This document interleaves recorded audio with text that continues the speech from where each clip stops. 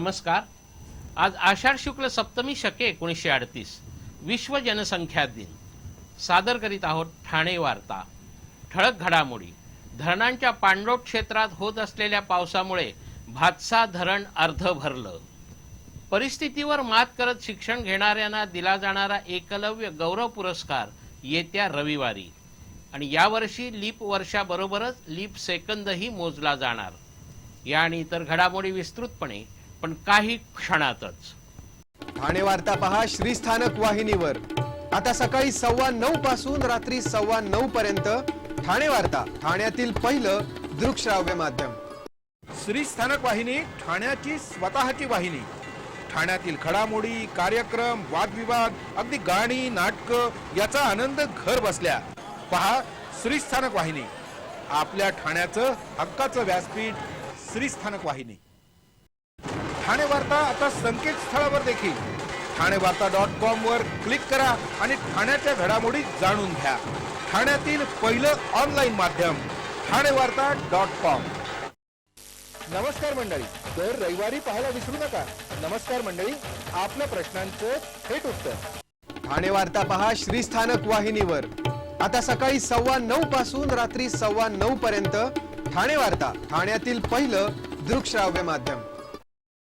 गेले काही दिवस धरणांच्या पाणलोट क्षेत्रात होत असलेल्या पावसानं भातसा धरण अर्ध भरलं आहे, तर बारवी धरणात 38% पाण्याचा साठा झाला आहे। गेल्या 24 तासात भातसा धरण परिसरात 28 तर बारवी धरणाच्या परिसरात 33 मिलीमीटर पाऊस झाला आहे। भातसामध्ये गेल्या वर्षी या सुमारास 33% पाणीसाठा होता, तर यंदा मात्र आज रोजी 52% पाणीसाठा आहे। बारवी धरणामध्ये गेल्या वर्षी या सुमारास 13% पाणीसाठा होता, तर यंदा आज रोजी 39% पाणीसाठा आहे। गेल्या वर्षीपेक्षा यावर्षी धरणांच्या पाणलोट क्षेत्रात चांगला पाऊस होत असल्याचं दिसत आहे।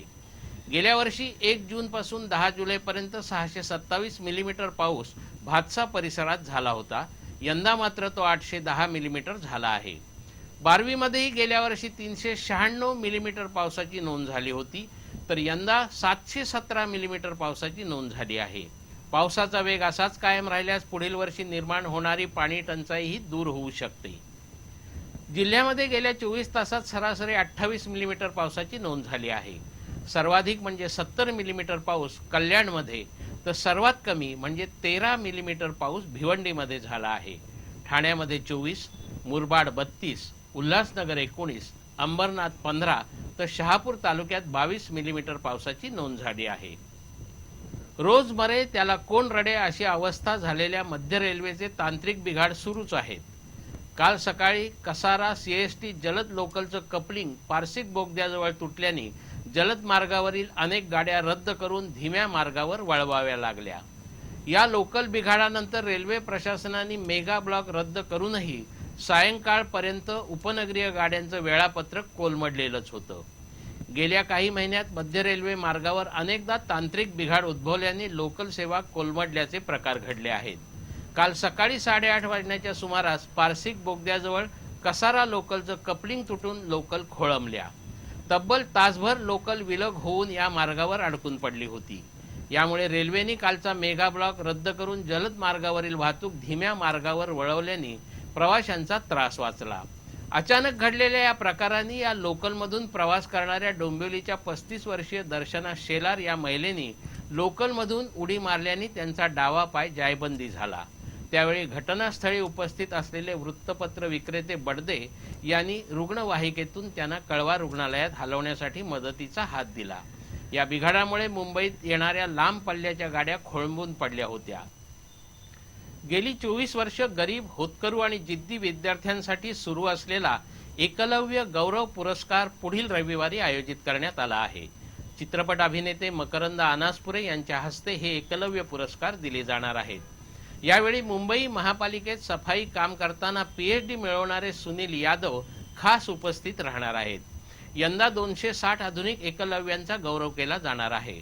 अत्यंत प्रतिकूल परिस्थितीशी झगडत चांगल्या गुणांनी उत्तीर्ण होणारे, घर चाळीत किंवा झोपडपट्टीत, घरात पाणी संडासाची सोय नाही, तुटपुंजी मिळकत, घरकाम करणारी आई अथवा स्वतः काम करून शिकणारे विद्यार्थी, कोणत्याही सोयी सुविधा नसताना केवळ जिद्द आणि मेहनत यांच्या जोरावर यश खेचून आणणाऱ्या आधुनिक एकलव्यांचा गौरव दरवर्षी समता विचार प्रसारक संस्थेतर्फे केला जातो। यंदा हा सोहळा रविवार 17 जुलै रोजी विष्णुनगरमधील शाळा क्रमांक 19 मध्ये आयोजित करण्यात आला आहे। ठाणे वार्ता पहा श्रीस्थानक वाहिनीवर। आता सकाळी 9:15 पासून रात्री 9:15 पर्यंत ठाणे वार्ता, ठाण्यातील पहिलं दृकश्राव्य माध्यम। आपला परिसर स्वच्छ आणि सुंदर ठेवण्यासाठी ठाणे महापालिकेत सहकार्य करा। ओला सुका कचरा वेगवेगळा जमा करा आणि रोगराईपासून मुक्तता मिळवा। ठाणे वार्ता आता संकेतस्थळावर देखील ठाणेवार्ता.com वर क्लिक करा आणि ठाण्याच्या घडामोडी जाणून घ्या। ठाण्यातील पहिलं ऑनलाईन माध्यम ठाणेवार्ता.com।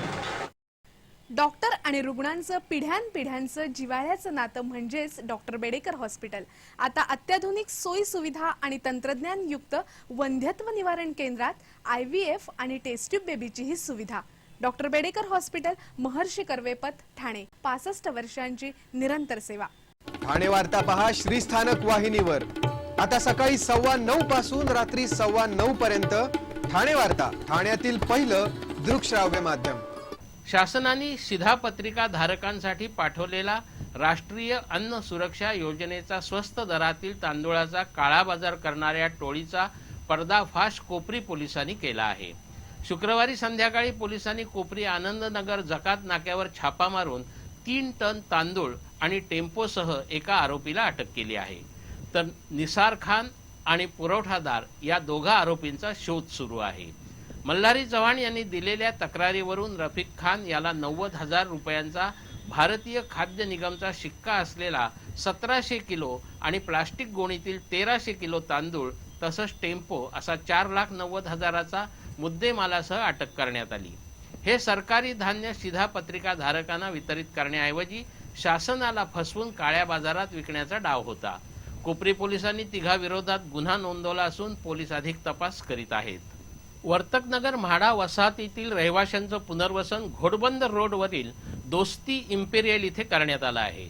मात्र सुविधांचा अभाव असलेल्या इमारतीत पिण्याच्या पाण्याची वानवा असून पाण्यात किडे आणि अळ्या आढळल्याच्या तक्रारी रहिवासी करत आहेत। या दूषित पाण्यामुळे 6 नागरिक आजारी पडले असून त्यांच्यावर खासगी रुग्णालयात उपचार सुरू आहेत।